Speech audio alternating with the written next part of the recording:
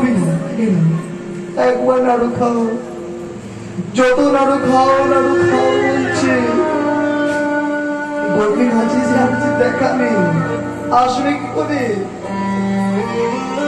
ভগবান তো বলেছেন যে হয় আমার দাস, তবে আমি করি সর্বনাশ নয় সর্বনাশ। আগে তোমার বন্ধু কেড়ে নেবে, পরিজন কেড়ে নেবে, সব নিঃস্ব করে দেবে, তারপর তো ধরা দেবে। মনে রাখবেন মায়েরা, সকল দেব দেবীর ভক্তকে ছাড়াচ্ছে, কিন্তু যারা কৃষ্ণ ভক্ত হয় তাদের যে ছাড়েনি। কালী ভজ, দুর্গা ভজ, সব ভজ, সবার নাম আছে, কিন্তু যে কৃষ্ণ ভক্ত হয় একবার মন স্থির করে নেবেন মায়েরা যে সারা জীবন আপনাকে কাঁদতে হবে। এর মতন আনন্দ যে কোথাও নেই, কৃষ্ণ বলে কাঁদলে যতটা আনন্দ। কারণ কৃষ্ণ দেখতে দেখতে সব তোমার কেড়ে নেবে, কিন্তু সব ছেড়ে দিয়ে যেদিন তুমি কৃষ্ণকে একটা স্মরণ করবে, বৈকুণ্ঠ ধাম ছেড়ে যে কৃষ্ণ তোমার জন্য ভবের মাটিতে নেমে আসবে। ছোট্ট রঘুনন্দন কাঁদছে, গোপীনাথ নাড়ু খাও নাড়ু খাও নাড়ু খাও।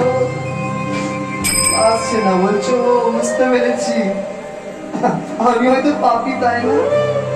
আমি পাপী বলে তুমি আসছো না। বাবা তো বলেছে সরল যদি মন থাকতো তুমি আসতে। শোনো, এই পাপ যদি তুমি দর্শন না করো, এই পাপ আমি আমার বাবাকেও কখনো দেখাবো না। এই তোমার পাথরের বেদি, তোমার পাথরের বেদিতে মাথা ঠুকতে ঠুকতে মরে যাবো। দেখি গোপীনাথ তুমি কেমন করে আসো। এই বলে নরক ধারণা রেখেছে, বলছে গোপীনাথ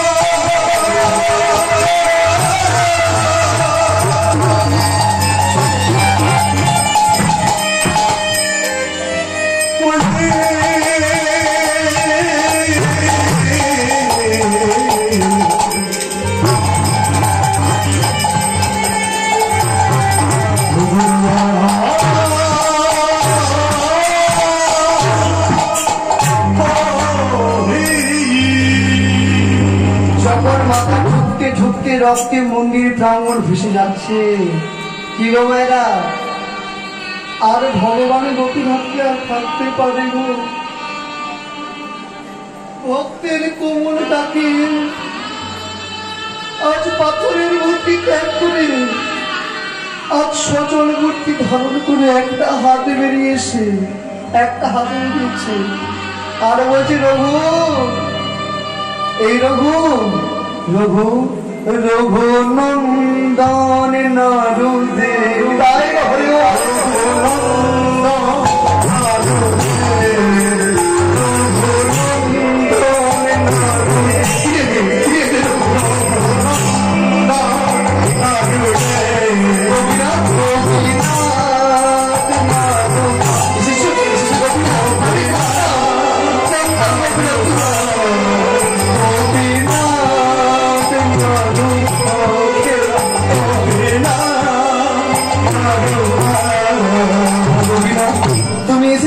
আমি জানতাম গোপীনাথ তুমি আসবে, কারণ বাবা তো বড় ভক্ত, তাই সঙ্গে সঙ্গে ডাকতে তুমি চলে এসো। আর বলো আমি ডাকতে জানি না, আমি তোমার ছোট ভক্ত।